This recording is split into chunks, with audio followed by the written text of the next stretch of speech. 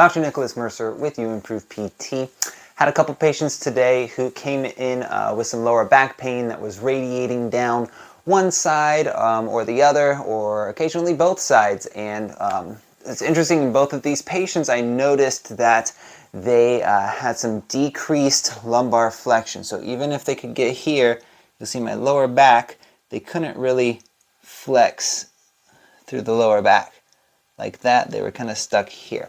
So that gives me an indication they're lacking some lumbar flexion, which we typically see in people who have what is called lower cross syndrome, and I'll get into that a little later. But some other things we saw, shortened hip flexors here, right? So the muscles that flex the hips, those were a little shortened. We also saw really tight, restricted lower back spinal erectors through here, right? And then weak abdominals and weak glute muscles, right? So weak hip extensors and then weak hip abductors. This is very, very typical of people with this lower cross syndrome. And what tends to happen because of that imbalance between the tightness and the weakness of certain muscles, we tend to see these people in anterior pelvic tilt and excessive lumbar lordosis, right? That puts a lot of responsibility on the lower back muscles and the hip flexors, and even muscles like the piriformis to stabilize the hip, in addition to the entire lumbopelvic complex. So you can see why that would cause a lot of pain and pain that radiates down into the hips. Basic solution for this, right? First of all, we need to get the muscles that are tight, restricted, and basically in spasm. We have to break that spasm. We have to get it loose, right? We have to get it, loose is a bad word. We have to make them break that spasm so they can lengthen under control, right? If we're in spasm, we're holding here and we can't lengthen, we decrease that spasm. We can still tighten, but we have the option to lengthen as well.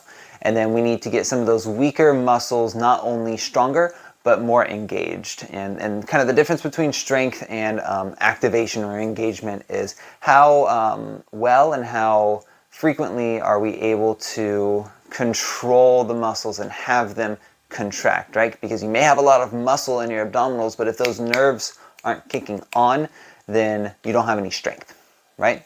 So we want to get that activation so we can have strength through the abdominals and the hip extensors, and that will take some of the pressure off of the lower back, hip flexors, and piriformis. Now, again, the causes of this are different for everyone. Some people, they wear heels all the time, right? So when you wear heels, it brings your weight a little more forward and you have to lean back to counterbalance that.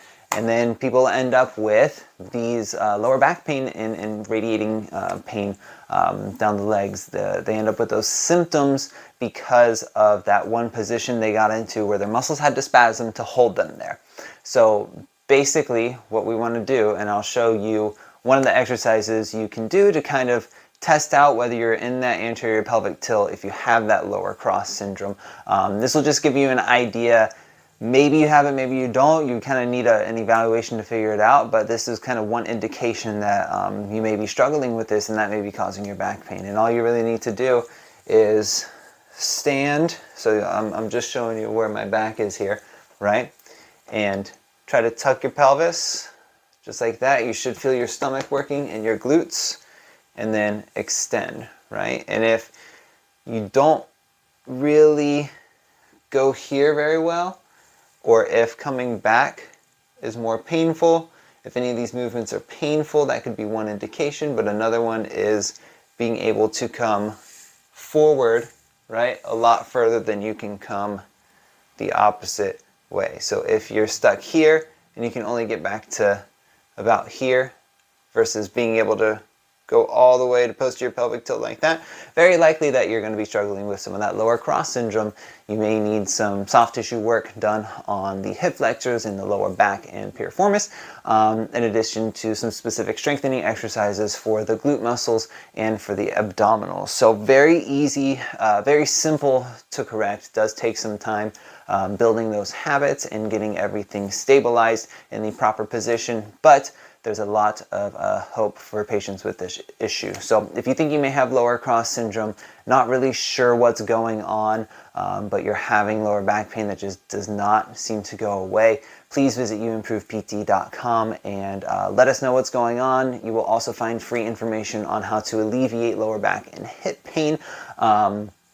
Again, free information, tips, and strategies. We just want to make sure you have all that information so that you can get started on that journey to ending pain. So we're here for you. Let us know how you are feeling and what you are feeling so that we can better help you.